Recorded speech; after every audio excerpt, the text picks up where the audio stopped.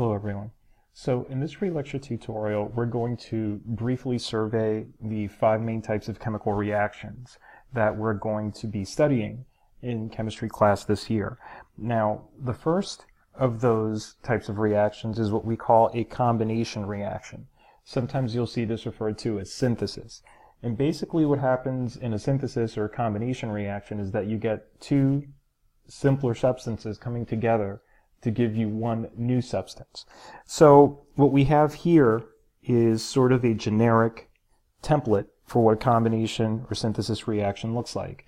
However, if I may, I'm going to provide a more specific example. For example, if I react hydrogen gas and oxygen gas under the proper conditions, I will get water.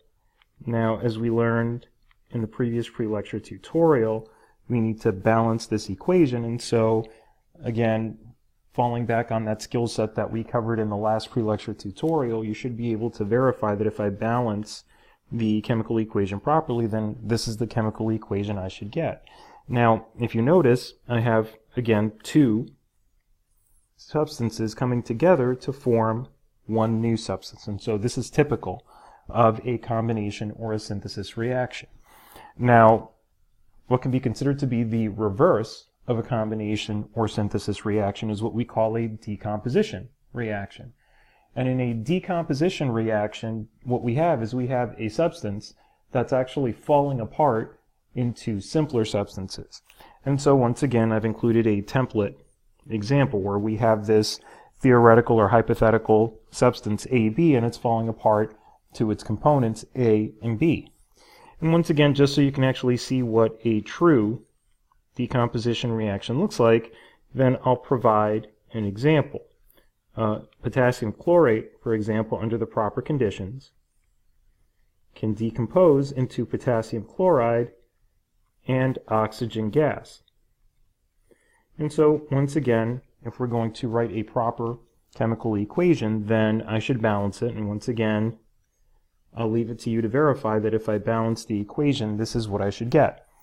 Notice again I have two potassiums on either side, two chlorines on either side, and 2 times 3, 6 oxygens on one side, and 2 times 3 oxygens on the other. And so again, this is typical of a decomposition reaction. Now, another type of reaction that we will encounter this year is what we call a single replacement. And basically what we have going on in a single replacement reaction is we have one substance, and it's often a metal, kicking out another substance out of an already existing compound. So for example, I have this theoretical substance A and a compound that I'm calling BC. And so what's going to happen is A is going to come in and kick out B from its compound, so that A and C will be paired together as a product, and B will be left by itself. And so an example of this would be the following reaction. If I take zinc metal and I put it in an aqueous solution of silver nitrate, then basically what's going to happen here is zinc's going to come in and kick out silver from the silver nitrate, leaving the silver by itself.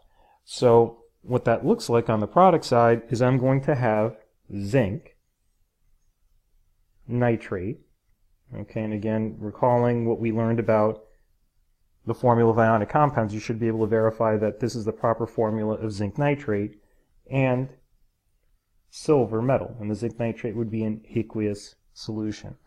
And so once again, I have to go ahead and balance this equation. And again, I'll leave it to you to verify based on what we learned in the last pre-lecture tutorial that this is the proper balanced equation for this reaction.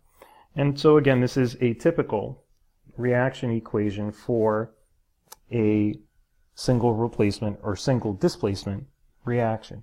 Now, a similar reaction would be a double replacement reaction or a double displacement. And so similar to how we have one substance sort of moving around in a single replacement or single displacement reaction. Obviously, if we have a double replacement reaction, we have two things moving around, if you will. And so essentially, a double replacement reaction is one in which I have ionic substances sort of switching partners with each other. So notice that in the reactant side of this generic chemical equation that I've put on the slide, I have A paired with B on the first compound, and then I have C paired with D on the other compound. And so basically, since these are ionic compounds, if you recall, the substance that's on the left in the formula is the positively charged substance. The substance that's on the right is the negatively charged substance. The same holds true for the second compound. And so what's going to happen is this positive species is going to pair up with the negative species from the other compound, and then the positive species from the second compound will actually pair up with the negative species of the first compound, so that I end up with AD plus CB in this generic chemical equation for a double replacement reaction. And so let's actually take a look at a true double replacement reaction with true substances as opposed to hypothetical ones. Suppose I have lead nitrate in aqueous solution, and I'm going to react it with sodium iodide in aqueous solution. So what's going to happen is, following the model of the generic equation that's further up on the slide, basically the lead is the positively charged species, the nitrate is a negative polyatomic ion. In sodium iodide, sodium is the positive species, and the iodide is the negative species. So what's going to happen is lead is going to pair up with the negative species of the second compound, or the iodide ion, and the sodium is going to pair up with the negative species of the first compound. So the sodium will pair up with the nitrate. So if I go ahead and put those formulas together, then I get the following as products. Now, if I go ahead and balance the equation, then I should get the following for my overall equation for this double displacement reaction. Now, the final type of chemical reaction that we will encounter is what we call a combustion reaction. Now, typically combustion reactions involve carbon-containing compounds, and these compounds, when they burn in the presence of oxygen, tend to give us carbon dioxide and water, and typically this is a reaction that produces energy, so either heat or light or both. And so an example of this type of reaction is when we have methane burning in the presence of oxygen. And as I mentioned in the description above, that's going to give me carbon dioxide and water. And so if I go ahead and balance this equation and put in the physical states, then this is what I should find once I balance that chemical equation. Again, notice that a telltale sign that we have a combustion reaction in front of us is, again, the production of carbon dioxide and water as products. So let's take a few examples where we're given reaction equations and we have to tell what the reaction type is. Now, for these exercises, we're also asked to actually balance the chemical equation as well. I will go ahead and provide you with the coefficients. I'll leave it to you for additional practice to verify that these equations balance as I say they do. And if you have trouble with any of them, then by all means either email or speak to me in class and we'll go over them in further detail. But let's take this first equation. If I go ahead and balance that equation, then I should have coefficients of 2, where I've placed them here in the equation. Now notice what's happening here is the sodium is pairing up with the hydroxide ion, the calcium is pairing up with the bromide ion to give us the products that we have on the right hand side of this equation.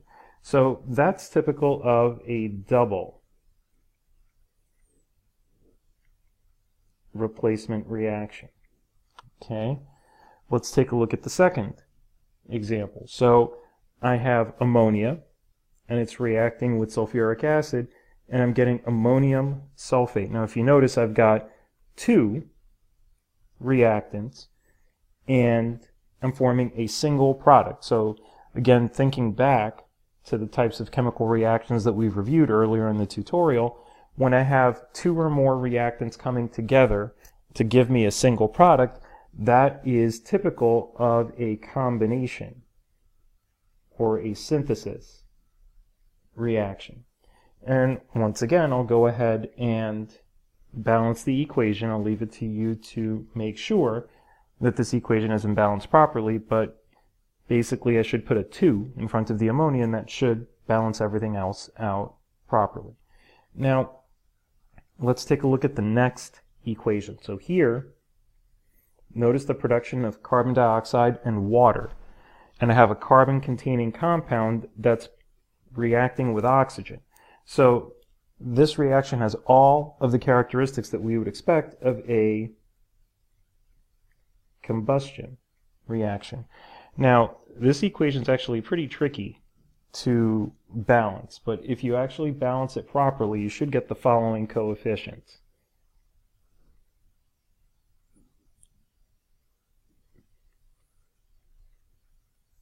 Okay, this particular equation, since it is so tricky to balance, I'm actually going to go ahead and tell you I'm going to ask for a student volunteer to actually go and show how this is balanced on the board. So do make sure you make some attempt to balance this equation and see if you can work out why this particular set of coefficients is correct. Don't just take it at face value.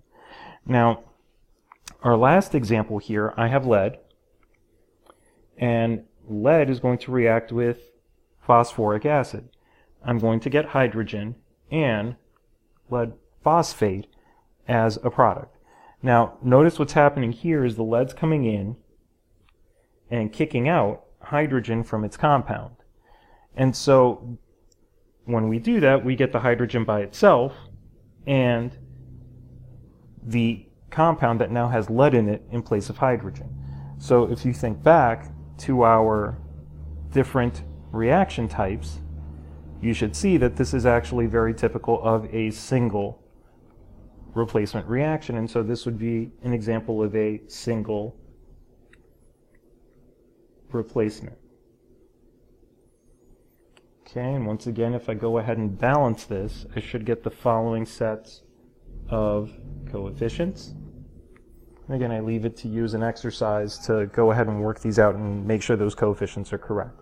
So go ahead and work on the follow-up assignment, and if you have any questions, again, as usual, you may email or speak to me in class, and we'll discuss this further then. Have a good night.